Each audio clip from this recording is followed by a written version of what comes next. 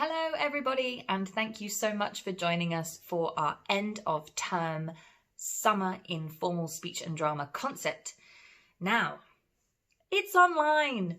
Isn't everything online? It's slightly different, but I am so impressed by the work that all of you have done this term. You have adjusted insanely well to online lessons, and you have still all been so present and so energized. And whether you have been working with me or whether you've been working with Lucy, I know both of us would absolutely want to thank you so sincerely for keeping with it and for working so hard. Now we have some really interesting work coming up in the concert. We have some people working via the medium of mime. We have a film project. We have some work that has been written by the students themselves. We have acting, we have poetry. So it's a wonderful mix of the arts that you're going to be seeing this evening. Some of the projects, they are longer than what we are able to show you this evening. The actual projects themselves are longer because they're going in for other exams and things. But if you would like to see the full thing, if you're interested by it, then it will let you know. There's a little black screen in between each one. And for those that are slightly longer than we're able to show you here this evening, there is an option if you would like to email me, and I can send you the link to the full thing if you would like to see the whole project. So without further ado, thank you so much again for your work this term. I cannot wait to see you all in September. I know Teddy is desperate to hang out with you all again because he's fed up with me after the last couple of months, let's be fair. I wish you all a fantastic summer, and see you on the other side. Bye. Backseat Mona by Cliff Jerry. Are we there yet? Sorry, I only asked. We've been going for hours. 20 minutes. I'm not going on. We must be at least halfway there by now. Can we play a game? Why not? But I hate sitting quietly. Can we have a CD on? No, not the golden oldies. Please. I'll sit quietly. Is there a pool at this place? But you said we could have one with a pool. No, we never can afford anything good. It is true. I mean, look at this car. I would walk back home if I could.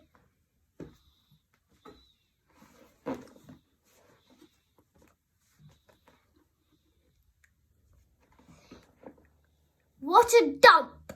No pool!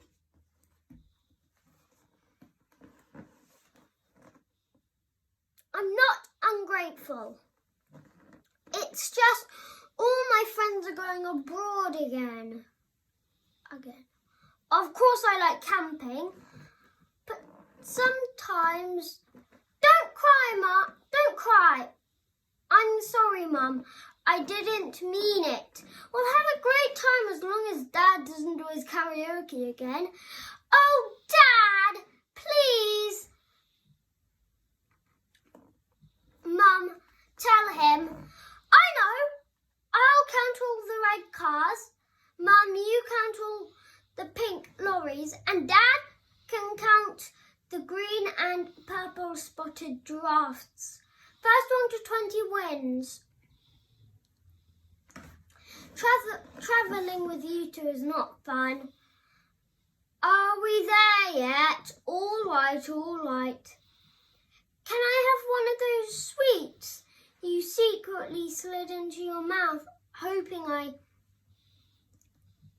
would wouldn't notice. Last one. Thanks a lot. I've eaten all mine. Why have we stopped? But that lane's moving. And that one. Stop playing, Dad. Go on. We'll be here for ages. Don't be so boring. Go on. I'll tell you when to go. Are you ready? No. No. Yes, go, go, go. Dad, what did you do that for? I meant the other lane. It's not my fault. Does that mean we get a new car?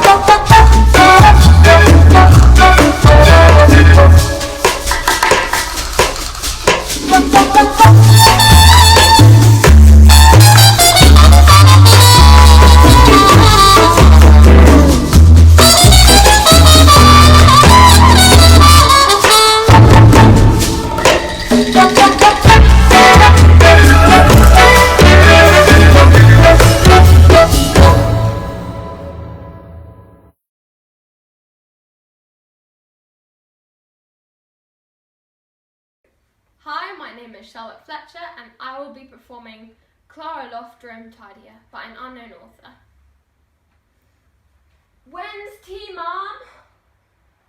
Okay, but it is tidy. All right. So, Dr. Doom, you think you can destroy the world by messing up my bedroom and incurring the wrath of the Mega Monster Mother, eh? You forget, no one gets the better of Clara Loft, Room Tidier. Look out! He sent the perilous pyjama python poised to swallow London whole.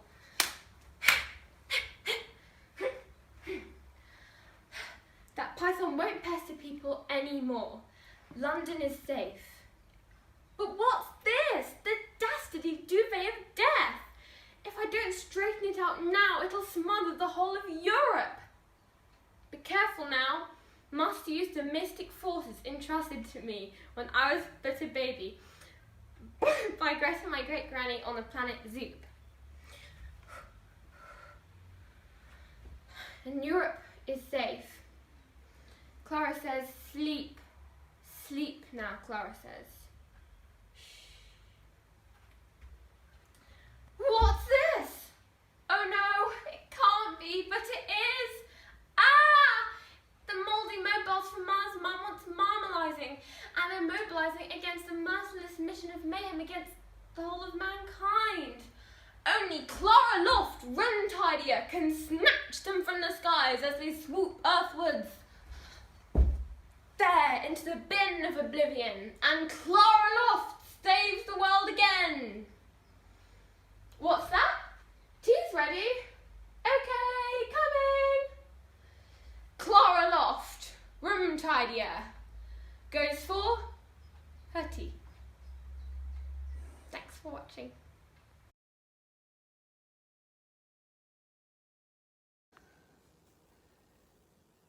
It's the little things, of course. Always the little things that get you.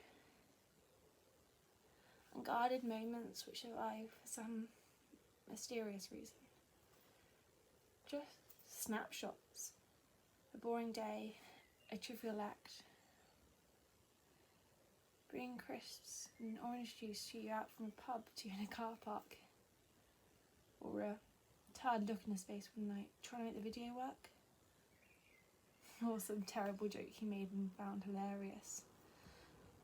just sitting on the grass in the summer with a beer. The day was full of bees and pollen. Little things. Little things make it real. Because death so.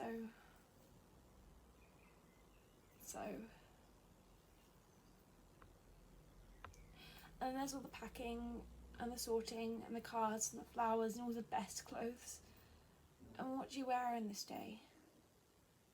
This day which promises to be hot. You can see it from the haze. The grass is wet and smells sweet. Smells of summer. Death in summer. The birds still sing, that's what they say, isn't it? The birds still sing? The world's still so beautiful, full of pleasures, full.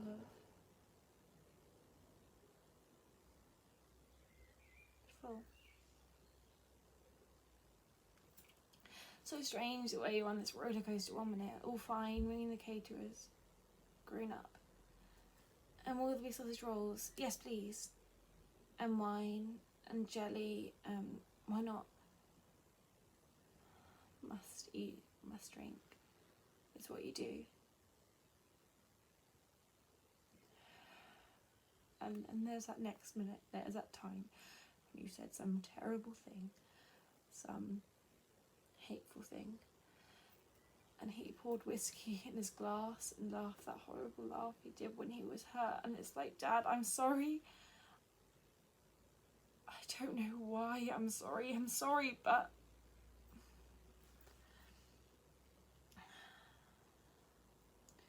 I'd like to say a few words, my father. I'd like to say a few words.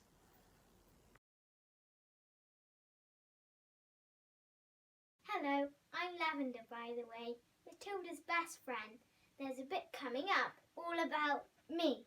Well, not exactly all about me, but I play a big part in it. But I'm not going to say what happens because I don't want to spoil it for you. Alright, look. What I do is to volunteer the Trunchbull a jug of water, and on the way back, no, I'm not going to say any more because I don't want to spoil it. Well, on the way back I find a newt. A newt is like a really ugly lizard that lives in the water, and so I pick it up and no, I'm not saying any more because I don't want to ruin it. I'm going to put the newt in the Trunchbull's jug. It's going to be brilliant.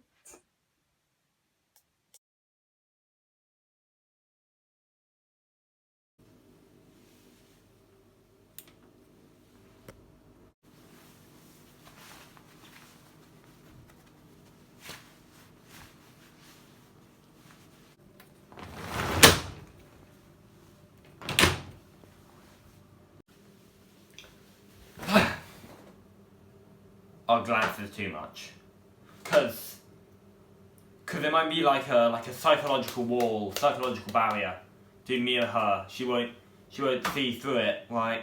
But then it makes me look smart, and no, glasses are okay,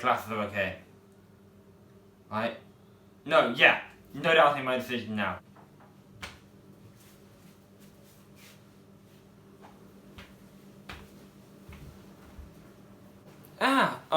Mrs. O'Donoghue. It's actually Ms. O'Donoghue because Clarence's father, well, he's dead. Oh, I'm very sorry. How did he pass? He died in a very unfortunate dirt biking accident. He was racing to win the Mini Pigsty World 2nd / 4th Generation Class Championship. Oh, how it was. He finished the race, becoming the Mini Pigsty World Record 2nd / 4th Generation Class Champion.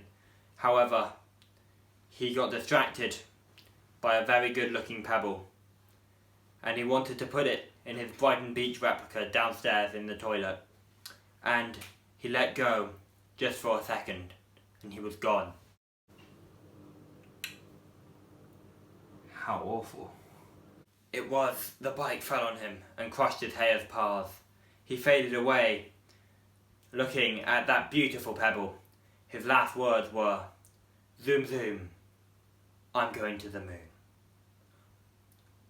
Albeit odd, because of his devout Christian faith, but isn't it the Mormons that get a moon? Well, it's a planet, and it's called Combe. But to the matter at hand, our newly refurbished library is now, unfortunately, a pile of cinders due to your son's escapades. He claims that he was freeing the trees in the wood. Is that correct? You're welcome.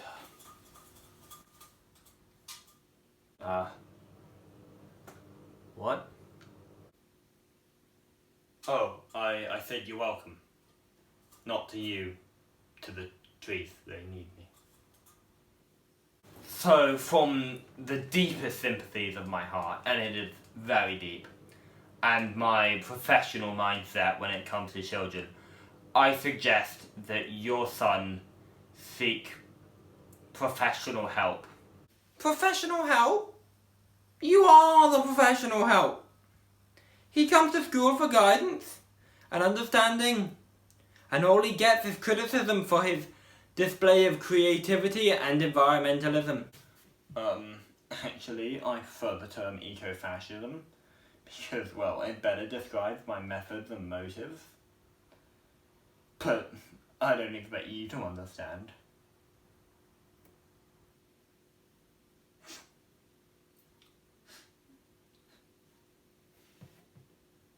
But you would have. Clarence! Hi everyone, my name is Oliver from Monkton, and today I'll be performing Moon Feast by Philip Ridley. The scene is set in a small flat within a big block of flats. Developers want to demolish the flat. I will be playing Curtis, who is trying to stop the developers from demolishing his home.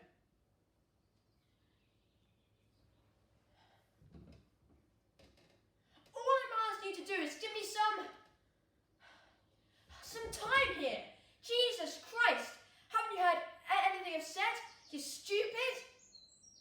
Listen, my gran was one of the first people to move into this tower block.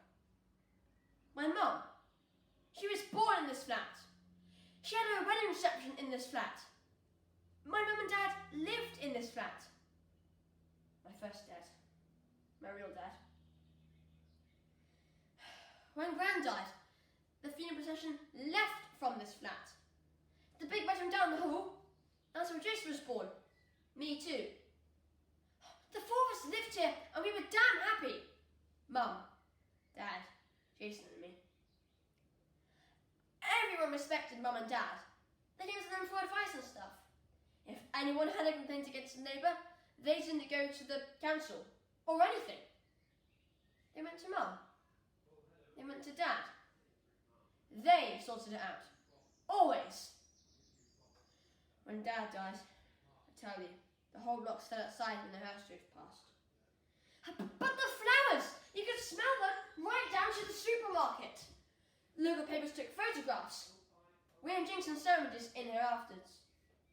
Neighbours, they queued up for hours to pay their respects. You see this armchair? Mum sat here and cried so much. The cushions were wet for weeks, months.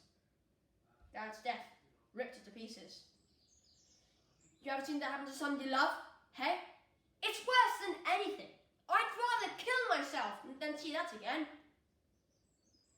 My brother, Jason, my real brother, he had to look after me. He was 7 years older. He washed my clothes and brought me to school and cooked my dinner and Don't you dare refer to this flat as yours. Hear me? Don't you dare. It'll never be yours. It'll never be anyone's except mine. Even when they dynamite the place and it's nothing but rubble, the rubble that makes up this flat will have my name running through it.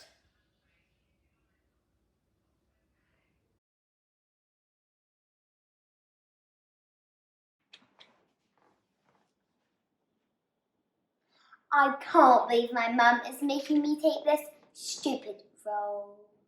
I should have swept, not driving.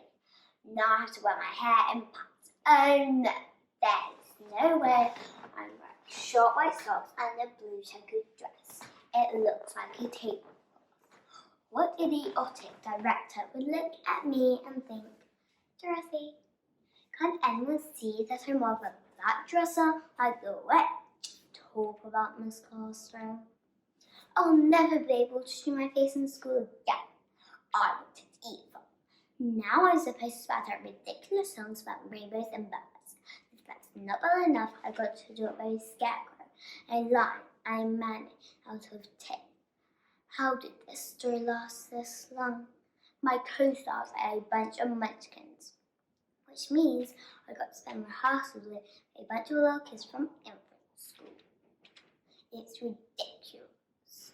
I would have never signed up for community theatre if I knew it was going to be like this. Nobody's ever going to take me seriously now. This was supposed to help me grow as an actress, but this lame part and very serious part. I mean, come on, water kills a witch. Do people really buy that a lame storyline? No one in their right mind wants to see a play about water melting hocus pocus.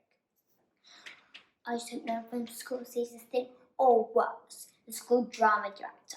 I wouldn't want her casting for me for future plays as a WTO shoot character. My whole acting career will be ruined.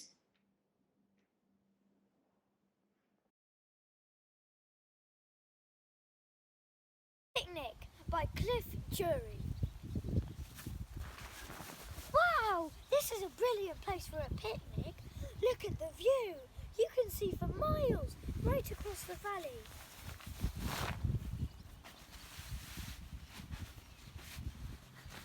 Thanks, Mum. Good choice, jam sandwiches. Did you see how high I climbed up that tree? I could see the farmer in the next field on his tractor and the river I was swinging across it earlier. It's so peaceful here. Perfect spot. Ah! A wasp! A wasp! No! Help! Get it away! I'm not panicking! Get it! Kill it! Ah! Get it away! I'm not panicking! Ah! Get it away! I'm not a baby. I'm calm. You aren't being attacked by a killer wasp. You sure it's gone? Fancy bringing jam sandwiches. That's bound to attract them. What smell? No, it's not me. Look, maybe it's the farmer in the next field, spreading something. It's not me. Look. Uh-oh. It's foul. What is it? The countryside's disgusting.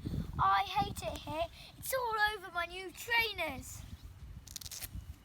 This is the worst place ever for a picnic.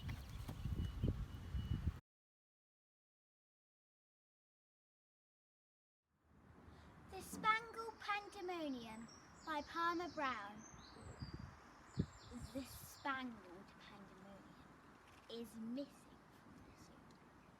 He bent the bars the barest bit and slithered glibly through. I crawled across the moated wall, climbed the mango tree, and when the keeper scrambled up, I nipped him on the knee. To all of your warning not to wander after dark, or if you must, make very sure you stay out of the park. For the Spangled Pandemonium is missing from the zoo. And since I nipped my keeper, I'll just as soon nip you!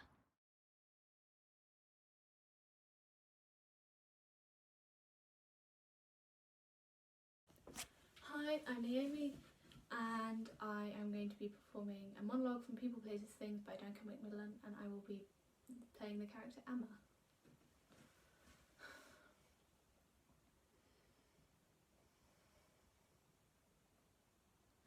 With the play you get instructions, stage directions, dialogue, someone clothes you, tells you where to be and when.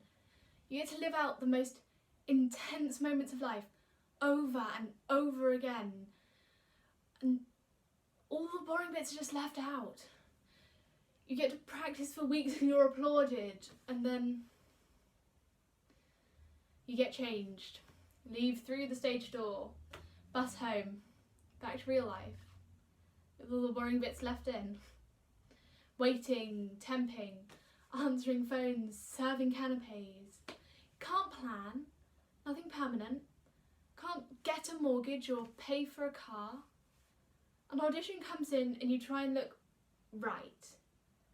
You sit in a room surrounded by people who look exactly like you, all after the same part. And you'll never hear back. Or even if you do, you'll be sitting around backstage or in rehearsal, making less than you did when you were temping. You make friends with people, a little family. You fall in love on stage and off, and then you never see them again. You try not to take it personally when someone who isn't as good as you gets the part, or when you go from being the sexy ingenue to the tired mother of three. But you keep going, because sometimes, if you're really truly lucky, you get to say things that are absolutely real, even if they're made up. You get to do things that feel more real to you, more authentic than anything in your own life. You get to speak poetry, words that you would never think to say, but which become yours as they say them. When he shall die, take him and cut him out in little stars. And he shall make the face of the heavens so fine that all the world will be in love with the night. Pay no worship to the garish sun.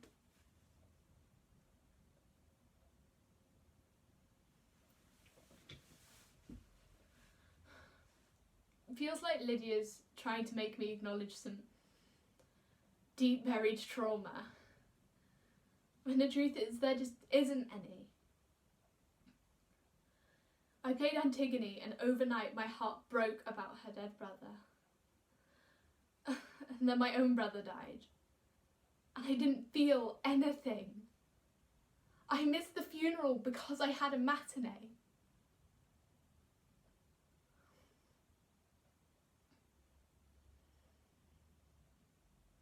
I'm not avoiding the group because I have something to hide. It's the opposite. If I'm not a character, I'm not sure I'm really there. I'm already gone. I'm nothing. Acting gives me the same things I get from drugs and alcohol. I guess the good parts are just harder to come by.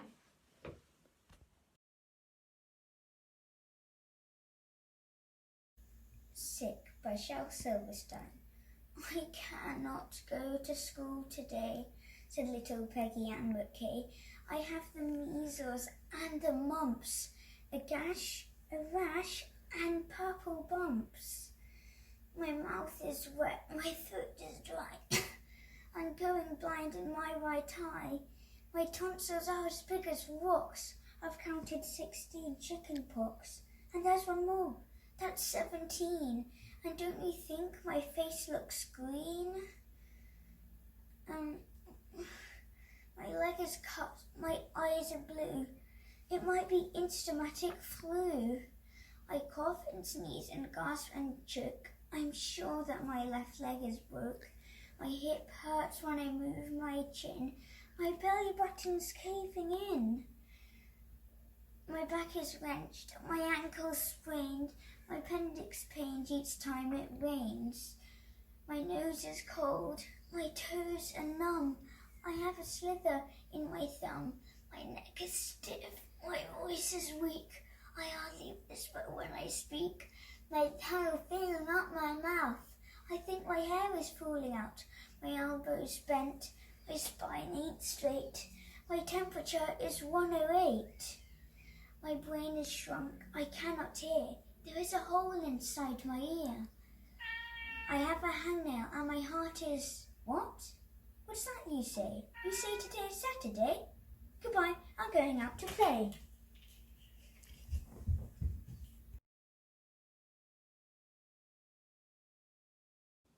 This is the shoe shop. Someone come in and buy some shoes?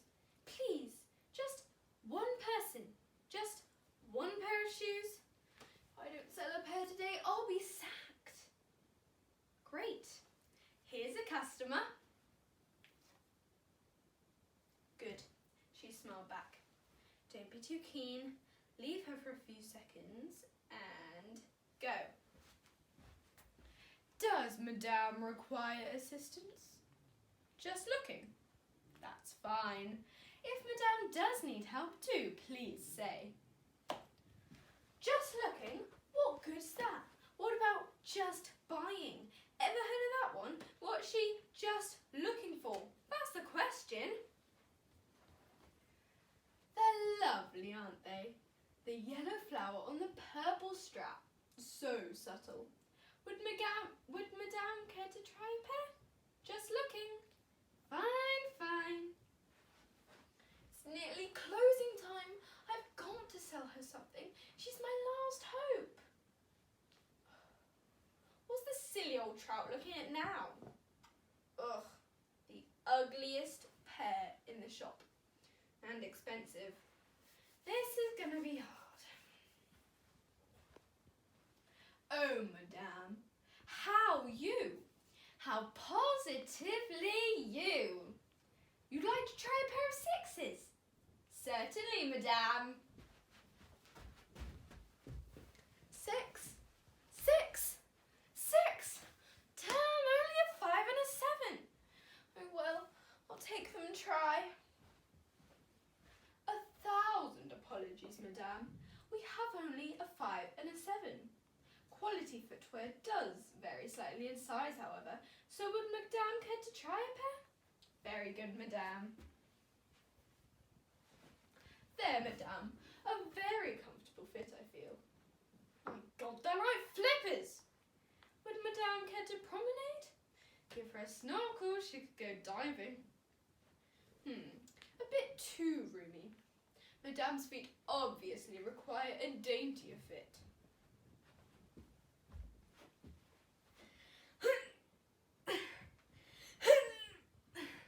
If Madame could curl her toes a little. Gotcha! The makers of the shoes, Madame. Emmanuel Gotcha. Oh, Madame. Style. Elegance. Blisters. Broken toes. And such a snug fit. Small? They will stretch with wear, of course. Pain? No. A little cramp, that's all. Of course they fit, you daft old bag. Oh, sorry, Madame. I didn't mean. No, Madame, come back. Please, I need you. Anyone want a job in the shoe shop?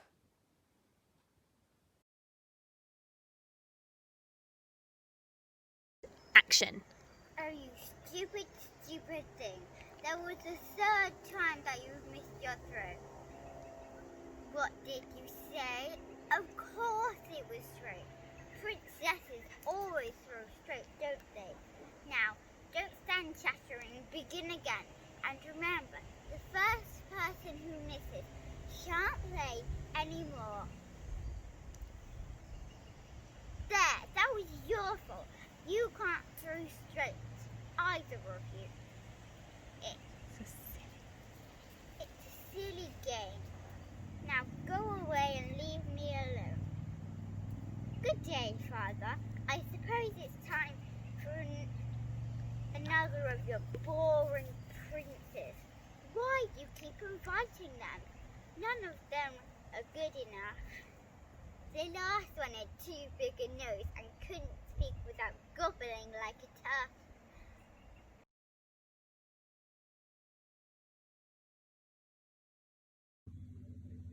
The Grand High Witch, but from The Witches by Roald Dahl, adapted by David Wood. You may remove your wigs and get some fresh air into your spotty scalps. Witches of England, miserable witches, useless, lazy witches.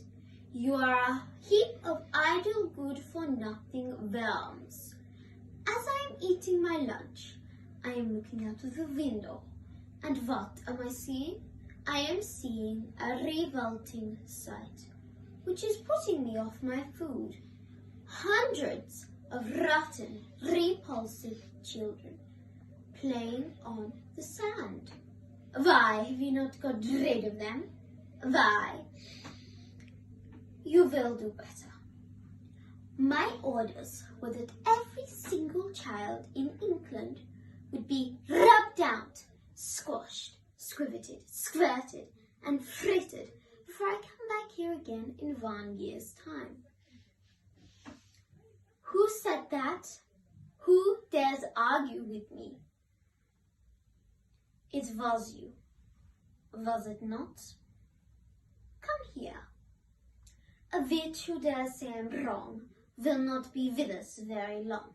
A stupid witch who answers back must burn until her bones are black. I hope nobody else is going to make me cross today. Frizzled like a fritter, cooked like a carrot. You will never see her again. Now we can get down to business. I am having a plan. A gigantic plan. You will buy sweet shops. You'll be filling them high with luscious sweets and tasty chocks. You will have a great gala, opening with 3 sweets and chocks for every child. You will be filling each sweet and each choc with my latest and greatest magic formula. Formula 86 Delayed Action Mouse Maker. To cause delayed action, roast in the oven 1 alarm clock, set to go off at 9 o'clock in the morning.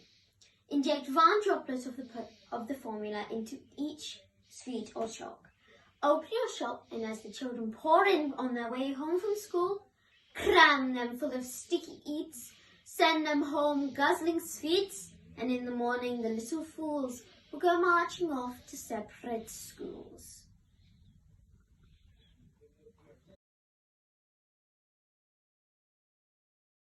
Hi, I'm going to be performing a piece called Into the Wild by Cliff Jury. In this piece, I'm playing a boy called Jack, who is going into his brother Ben's room to find a CD that he borrowed. At last, we've reached the entrance to Big Brother Ben's lair, otherwise known as my room, and anyone who comes in it without my permission dies. We must enter with care, as he is unpredictable and can quickly turn violent. Here we go. We are indeed fortunate, as you can see. He's listening, eyes closed, headphones on to his music. There is every chance of a successful outcome to our mission. As we search the lair for the lost CD, we have the rare opportunity to study the animal in question. He was once known as simply Ben, then the lesser spotted Ben. Now, owing to the profusion of volcanic pustules on his ugly mug, he is known as the greater spotted bear. The sad result of a diet of pizza and chips. This behaviour, however, is not uncommon among human males of his age. The semi-recumbent posture beautifully captures the attitude known as being a disgusting slob. And the baseball cap has never, to our knowledge, been removed from his head, so whatever lies beneath remains a gruesome mystery. But enough! On with our quest. It must be here somewhere. Oh, hi Ben. Just looking for that CD I lent you. I need it for... Sold it? But of course it's do with the money? Oh, my birthday, right? Of course, you needed money for a present. Thanks, Ben. Cheers for... In our next programme, we'll see the grisly revenge of the younger sibling, a blood-curdling spectacle of the natural world not to be missed.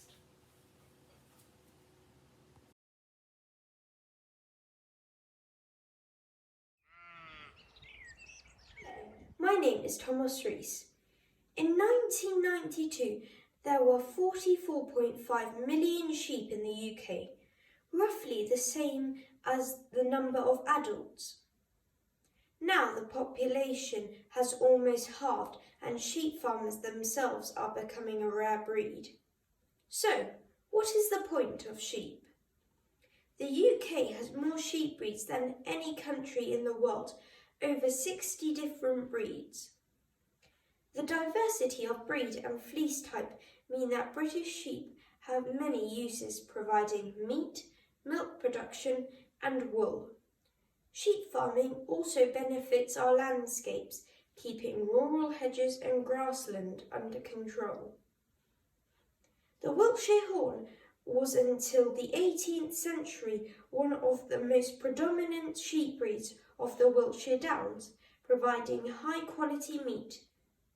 But in the 1900s, Wiltshire Horns were nearly extinct, and so in 1923, to save the breed, the Wiltshire Horn Breed Society was formed, and by 2009, 300 flocks had been established.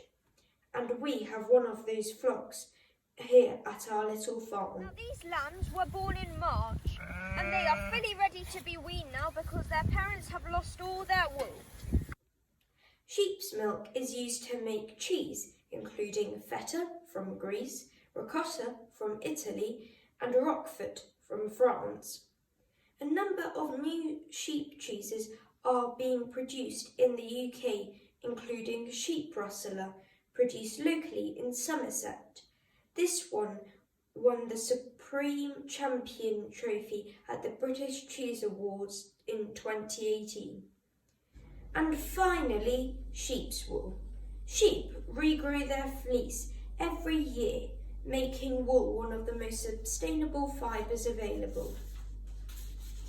British wool has been used for centuries to create warm, long-lasting clothing that is comfortable, breathable and hypoallergenic.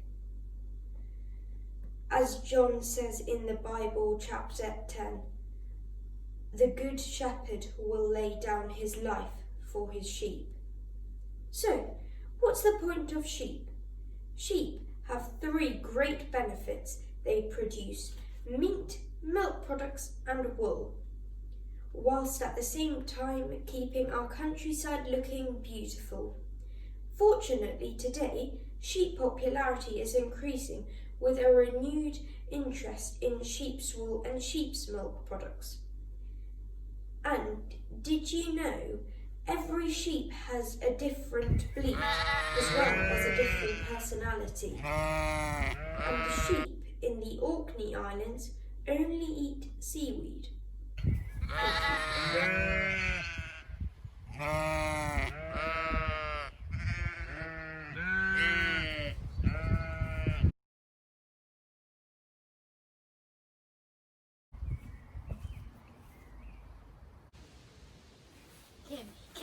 Kim!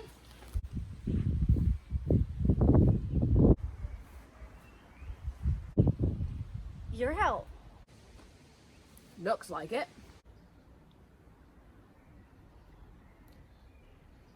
I guess I'll be on my way then. So that's it. I take the blame for the fire. I go to juvie. And that's it. What do you want me to do? Beg. What do I want you to do? I want you to give me back the last 3 years of my life. How, Kim? Impossible. It's impossible. Who do you think I am? A witch or something? The thought had crossed my mind.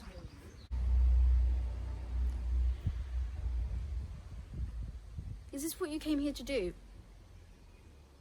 You think I didn't feel anything when you did what you did? Boo-hoo. At least you've been free. Free. Free. You think hating yourself is freedom?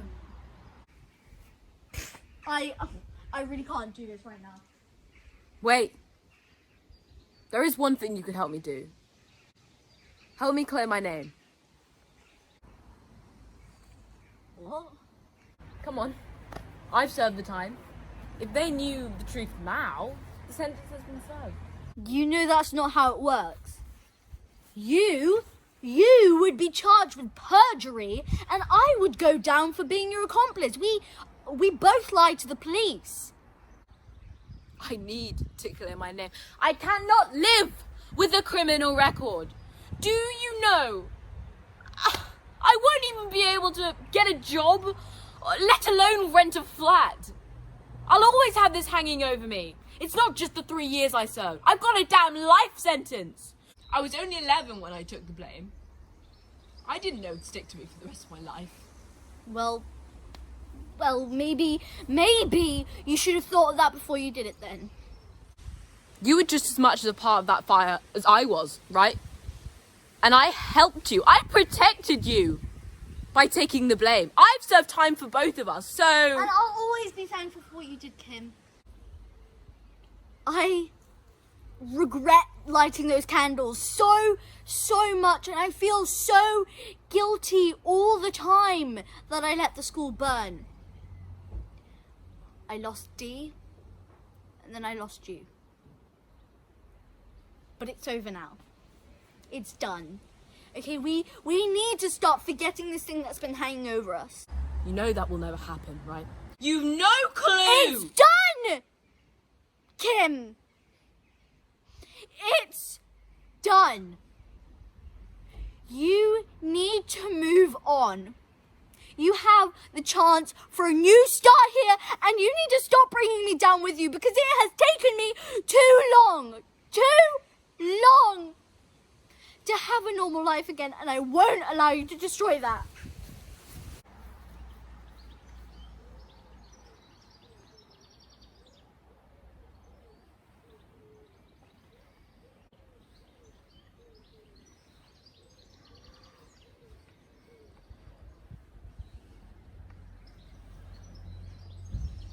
Hello? Can I speak to Inspector Blatchland? Hi?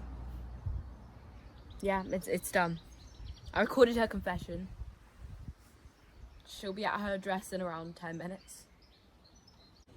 So we have a deal? You'll clear my name, and I don't have to go back? Okay. Then it's done.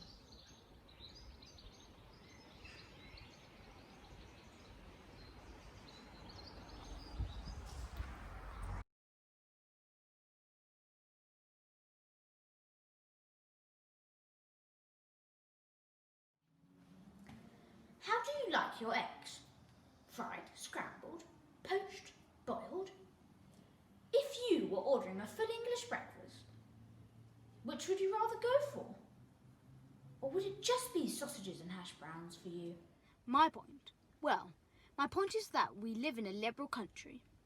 We are allowed to have preference and choice, within reason. I say within reason, as we're still expected to live by the rules as set by our government. For example, it's illegal to take another person's life, drive a car without a license, or buy alcohol before you're 18. These laws are made to protect us. And as a young person, I also have a bunch of rules I have to follow. You know, it's time for bed. Turn it off now. Eat your greens. Don't scoff all the chocolate. No talking in class. And as irritating as these rules are sometimes, I also appreciate that having structure and discipline ensures that I stay safe and healthy and make the most of my education. And I still have a lot of choice, like what I wear, who I'm friends with, and what I do in my spare time. However, imagine a world where your choice is limited, where you can only have scrambled eggs, and there are, unfortunately, many examples in the world today of choice being taken away. China's one-child policy, countries which have enforced military service.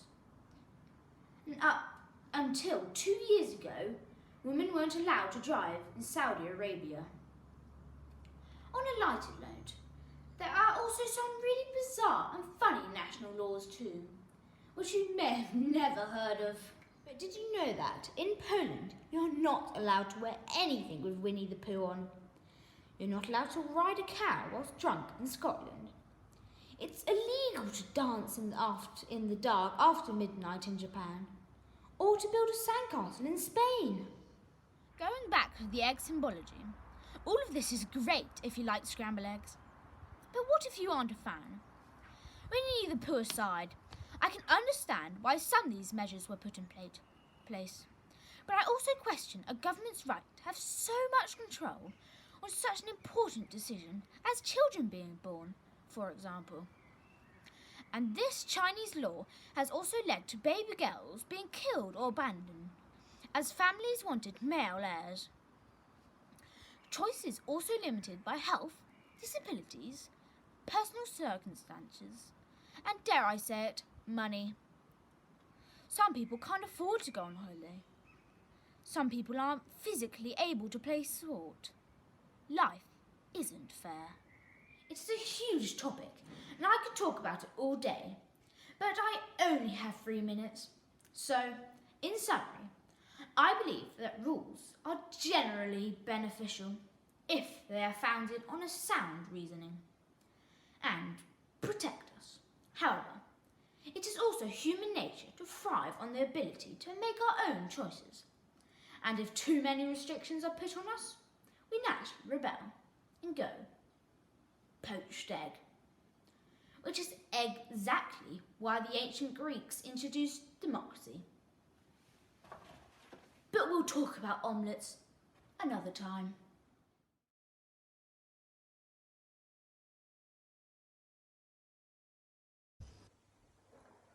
I'm performing a piece from Pygmalion, and I'm playing the character Higgins. Please enjoy. I know she'd be alright. No, it's the strain of putting the job through all these months that's told on me. It was interesting enough at first, while we were at the phonetics, but after that I got deadly sick of it. If I hadn't brought it back myself to do it, I should have chucked the whole thing up 2 months ago.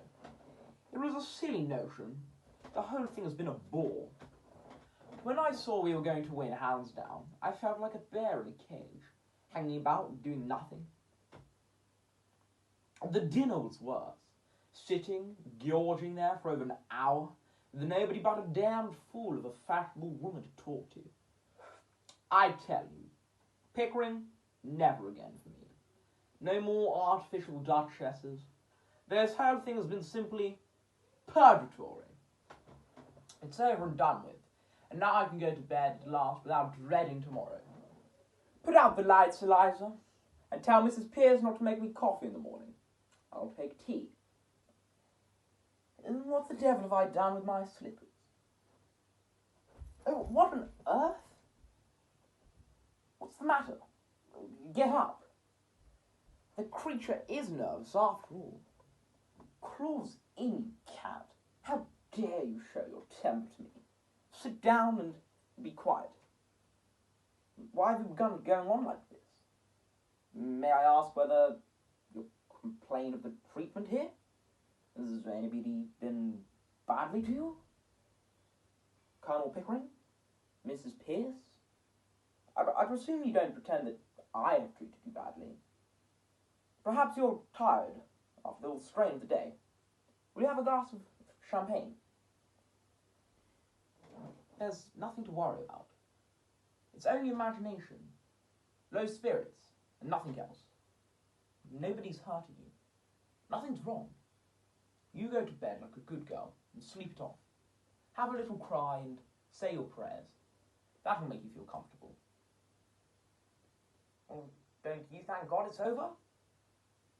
Now I'm free, you can do what you like. That's what's worrying you. It is. I shouldn't bother about it if I were you.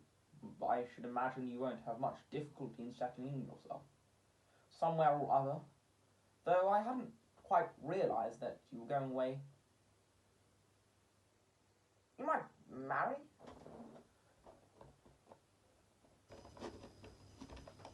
You know, you see, Eliza, all men are not confirmed old bachelors. Like me and Colonel, most men are a marrying sort, poor devil. And you're not bad looking. It's quite a pleasure to look at you. And sometimes, not now, of course, because you're looking as very ugly as the very devil. But when you're all right and quite yourself, you're what I should call attractive.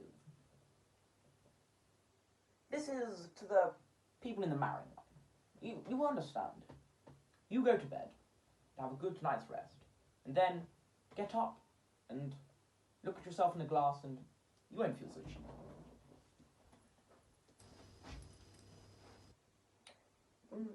What about the old idea of the florist shop? Pickering could set you up in one. He's lots of money. He'll have to pay for all those togs you've been wearing today, and that'll be the hire of the jewellery. We'll make a big hole in £200. Why, 6 months ago, you would have thought in the millennium to have a flower shop of your own. Come on, you'll be all right. I must clear off to bed. I'm devilish sleepy. But, by the way, I came down for something. I forgot what it was. Oh, yes, of course, my slippers.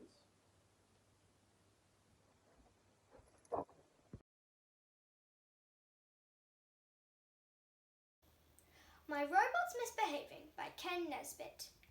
My robot's misbehaving. It won't do as I say. It will not dust the furniture or put my toys away. My robot never helps me with homework or my chores. It doesn't do my laundry and it neglects to clean my floors. It claims it can't cook dinner. It never makes my bed. No matter what I ask of it, it simply shakes its head. My robot must be broken. I'll need to get another. But until that day, I have to say I'm glad to have my mother.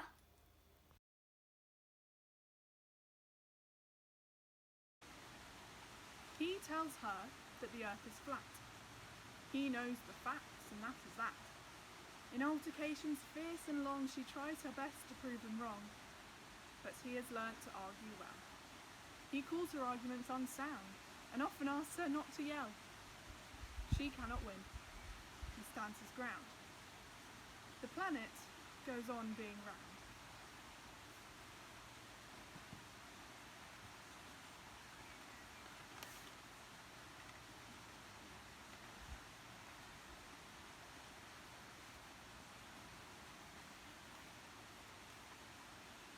Hypatia was a mathematician, astronomer and philosopher in Egypt from 350 to 370 CE.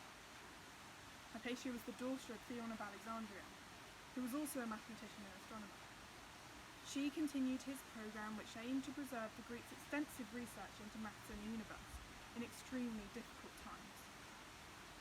Hypatia was one of the first female teachers in Alexandria, but became the victim of a particularly brutal murder at the hands of a gang of Christian zealots. Her death made Hypatia a powerful feminist symbol, and a figure for affirmation for education in the face of ignorant prejudice. Her name lives on in teachings such as, reserve your right to think, for even to think wrongly is better than not to think at all.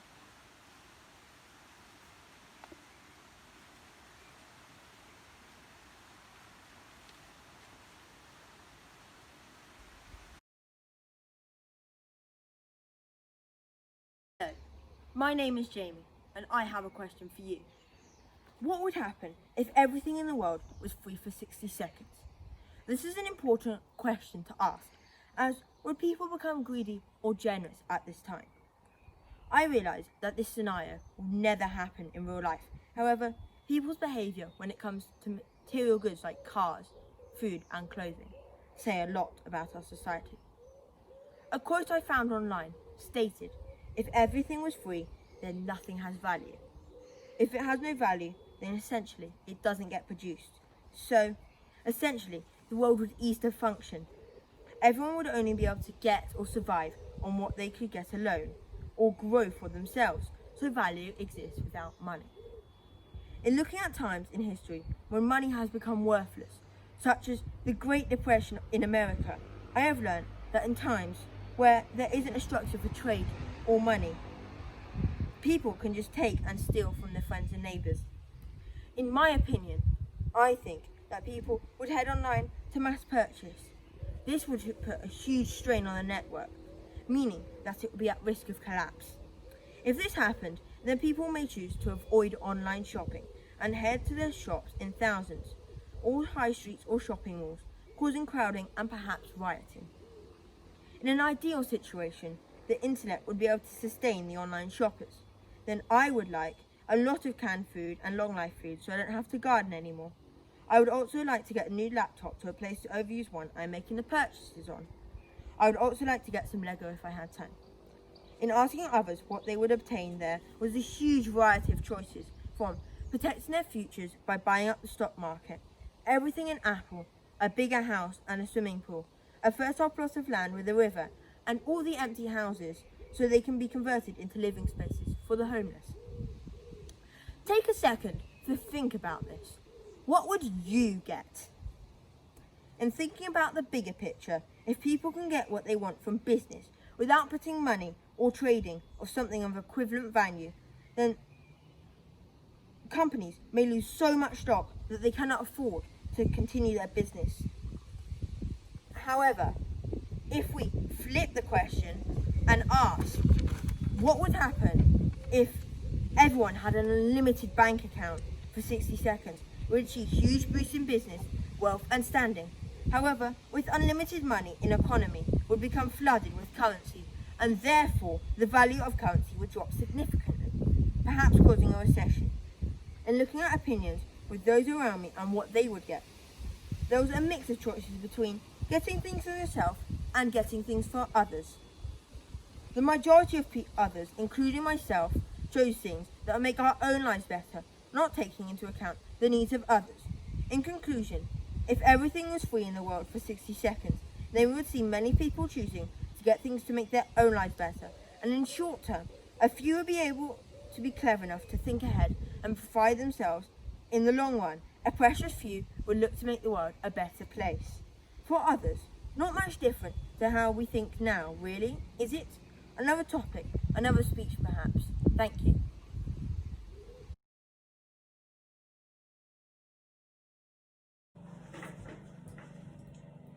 What do you think I'm at? Aren't I supposed to have any patience to reach the end of, Mother? I know, it seems unimportant to you, what I'm doing, what I want to do. Have you a little difference between them? Listen, you think I'm crazy around the warehouse? You think I'm in love with the Continental shoemakers? You think I'm going to spend 55 years down in that Celotex interior? Fluorescent tubes. Look, I'd rather someone picked up a crowbar and battered my brains out than go back in the mornings. But I go.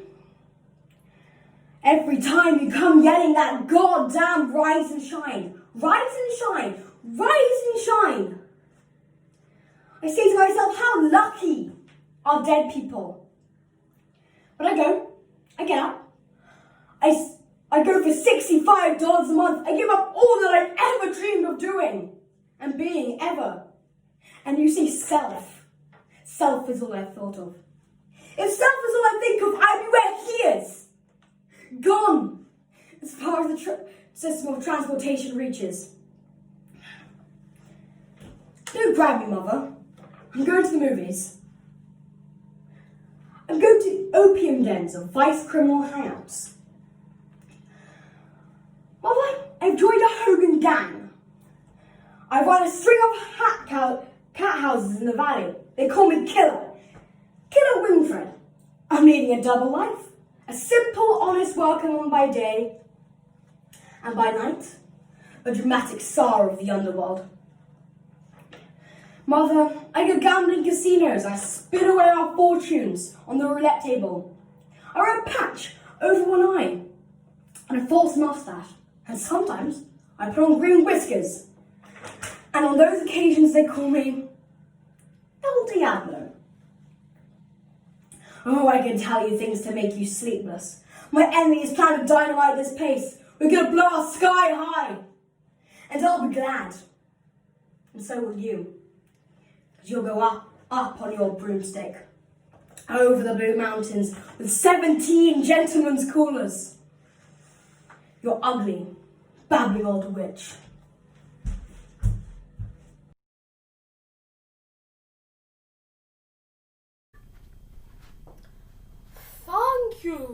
Thank you. No, please, thank you. No more. That's enough. Shut up!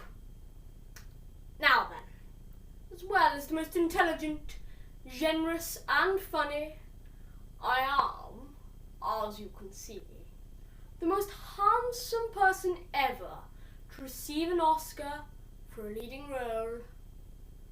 How lucky you are to have me before you. I know the usual routine is to recite a long list of thank yous, and I couldn't have done it without you in incoherent, emotional gush. Well, I'm British, and we don't do that sort of thing. I won this award on pure merit because I'm jolly good at this acting lark. I know it's only right and proper to mention the director and the rest of the cast of the film for making me so rich and famous. Well, as they're a load of talentless twits, I won't. If anything, they should be up here thanking me, saving their awful film from oblivion by my superb performance. So, what separates me, multi-award winner and trillionaire, from a bunch of losers, barasters and has-beens I see before me? In a word, talent. Something we British understand and have in abundance. Especially me. Not frustrated, dewy-eyed, sentimental claptrap churned out year after year by you lot. No, the upper lip is stiff and the handshake firm. We learn our lines and pull the right bases in the right order. We know what real acting is. None of that airy-fairy, take 3 hours to grunt a word method malarkey for us. That's why I'm up here, Oscar in hand, where I belong. In conclusion, there was never any doubt about who should win this award. Me. I deserve it. The end. Come on. Clap.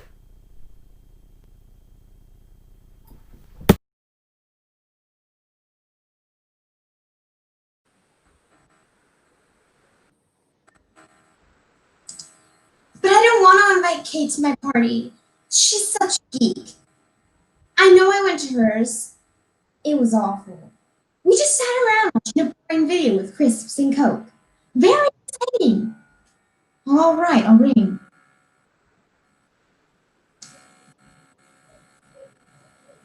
Hello? Kate? Yeah.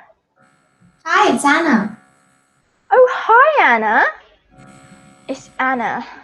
She's in. Kate, I know it's short notice, but what are you doing this weekend? This weekend?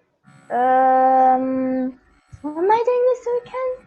There must be something. Quick. If you're busy, please. No, not that I can think of. All right. Well, I'm having a party on Saturday. It's my birthday. Oh, great!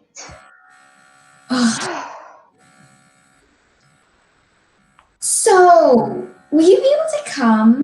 Don't worry if you can't. Hold on. Mom, I've got to be doing something on Saturday. Anna's inviting me to a party. Oh no, I think she can come. I don't want to go. She's such a big head. Please, Mom. Hello? Are you still there? Yeah, just checking out my diary. Oh, are you busy that night?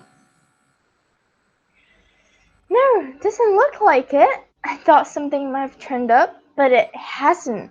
Oh, good. Thanks a lot, Mom. Thanks a lot, Mom. So, what time is it? About 8? Right, sounds great. Yeah. So, who else is coming? Well, no one you know, really. Is that a problem? I know you're a bit shy. No, I'm all right. Who are they? Do you know Bethany? Bethany, right? Yeah. Yeah, of course I do. Oh, Bethany, right? Oh, good. What about Lucy and Jade Palmer? You know, really loud sisters. Bit of a pain, actually. Yes, they are. Yeah, they're not that bad. I don't mind them. The Palmers are going as well. Oh. You'll be all right then? Yeah, I'll be fine. Good! Brilliant! My party's ruined. Can't wait. Brilliant! My weekend is ruined. Hold on, my mom's saying something. What? Sleepover? Oh, Mom. Would you like to sleep over? It will be late. I don't know. She wants me to go to sleep over. Can't you fetch me? Why? I hate you. Yeah, I will. Thanks. Oh, no. Right, see you on Saturday then. Yeah, great. Thanks. See you then. Bye. Bye. I can't believe you made me do that. Thanks very much for that. I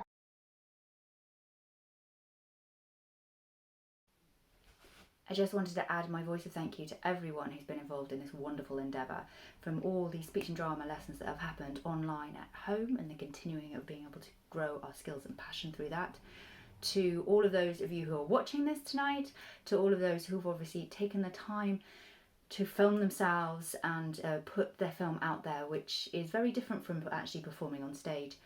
And then last but not least, of course, to Faye Elvin for spearheading this endeavour, and to Archie Griffiths for taking his own time to put the film together.